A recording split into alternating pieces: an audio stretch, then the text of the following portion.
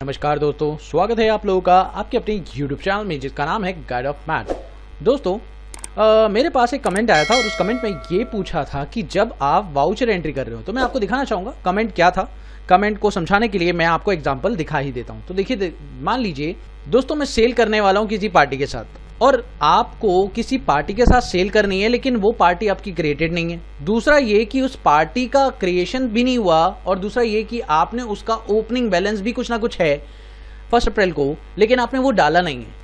तो क्या आप यहीं से उसका ओपनिंग बैलेंस डाल सकते हैं? आंसर क्या होगा? दोस्तों मेरा क्वेश्चन सिंपल सा है, क्या आप सेल एंट्री करते वक्त किसी भी पार्टी को क्रिएट करते हुए क्या उसका ओपनिंग बैलेंस डाल सकते हैं? ये है मेरा क्वेश्चन। तो दोस्तों अगर आप यहाँ पे ऑल्ट सी करते हैं और आप यहाँ पर पार्टी क्रिएट करते हैं, जैसे मान लीजिए मैंने Ram private limited party create करी और इसका मैं ओपनिंग बैलेंस देखूं तो दोस्तों यहाँ आप देख सकते हैं ओपनिंग बैलेंस का सेक्शन नहीं आ रहा है। अब मैं इसका ओपनिंग बैलेंस डालना चाहता हूँ और यहीं पर डालना चाहता हूँ, तो कैसे डालूंगा? और अब ये एक प्रॉब्लम है दोस्तों, मैं चाहता हूँ कि इसका ओपनिंग बैलेंस मैं डालूं क्योंकि मेरे पास ये पार्टी पहले से थी और मुझे अभी ये पार्टी चाहिए। मुझे याद आया कि एक पार्टी छूट गई थी। अब इसका ओपनिंग बैलेंस मैं यहाँ पर कैसे डालूं? मुझे बाहर नहीं जाना है, यानी कि ये काम आप बाहर जाके तो कर ही सकते हैं। यानी अगर आप बाहर जाएंगे, गेटवे ऑफ टैली पर आ जाएंगे, वहां पर आप जाएंगे क्रिएट सेक्शन पर। जब आप यहाँ से क्रिएट सेक्शन पर जाते हैं, दोस्तों मैं आपको बताना चाहूंगा कि जब आप यहाँ से क्रिएट सेक्शन पर जाते हैं गेटवे ऑफ टैली से, तो यहाँ पर जब आप जाते हैं तो यहाँ पर आपको ओपनिंग बैलेंस का सेक्शन दिखाई देता है। आप देख सकते हैं यहाँ पर आपको ओपनिंग बैलेंस का सेक्शन दिखाई देता है। लेकिन अगर यही काम आप वाउचर में रहते हुए करेंगे तो दोस्तों देखिए, यहाँ पर मैं वाउचर में रहते हुए ऑल्ट सी कर रहा हूँ तो आप देख सकते हैं यहाँ पर ओपनिंग बैलेंस का कोई भी सेक्शन नहीं दिखाई दे रहा है। तो अब क्या करें? तो दोस्तों अगर मुझे यहीं रहते हुए ओपनिंग बैलेंस का सेक्शन चाहिए और मुझे यहाँ से क्रिएट करना है और मैं चाहता हूँ ओपनिंग बैलेंस भी आ जाए, तो यहाँ पर आपको ऑल्ट सी नहीं करना है, आपको प्रेस करना है ऑल्ट जी। ऑल्ट जी प्रेस करने के बाद आप यहाँ पर जाइए क्रिएट मास्टर पर और यहाँ पे लेजर पर जाइए। अब जैसे ही आप यहाँ पर जाते हैं, इस तरीके से आप लेजर क्रिएट करते हैं। सपोज करिए मैंने राम प्राइवेट लिमिटेड यहाँ पर क्रिएट कर दिया, तो दोस्तों देख सकते हैं यहाँ पर राम प्राइवेट लिमिटेड मैंने क्रिएट कर दी। एक पार्टी जो है हमारी डेटर है, तो इस पार्टी के साथ ट्रांजेक्शन कर रहा हूं, तो आप देख सकते हैं इसका ओपनिंग बैलेंस यहाँ पे डालने का ऑप्शन मिल रहा है।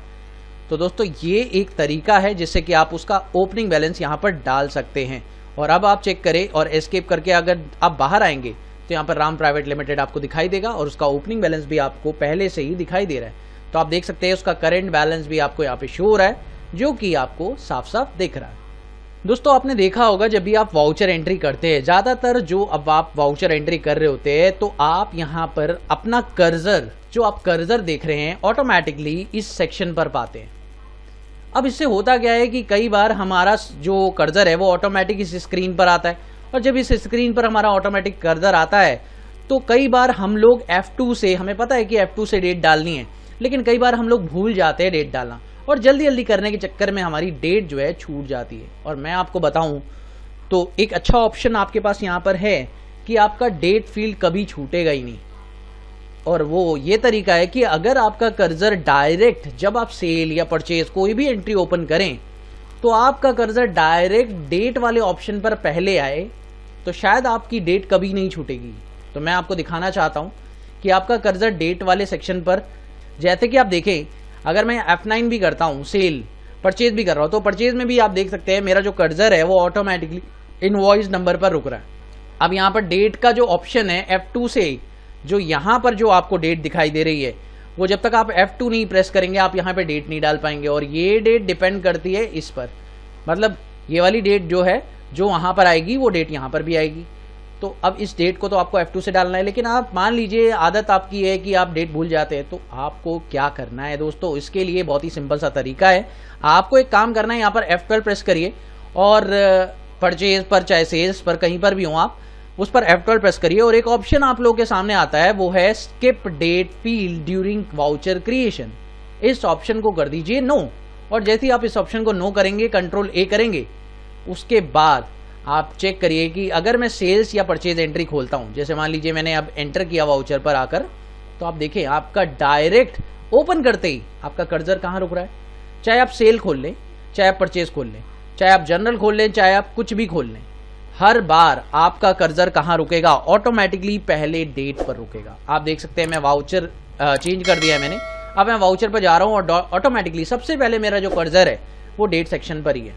तो अब मेरे से कभी भी डेट स्किप नहीं होगी और ऑटोमेटिकली मैं डेट डालूंगा हर एंट्री के साथ। तो ये 2 प्रोविज़न बड़े काम के थे, आप इसे यूज़ करके चेक करिए और आपको काफ़ी बेनिफिट देंगे, आपकी एंट्रीज़ को आसान बनाएंगे। तो मुझे उम्मीद है कि आप लोगों को ये दोनों पॉइंट जानकर बहुत ही अच्छा लगा होगा। Thank you so much for watching my this video. Have a wonderful day दोस्तों। Happy learning. बाय।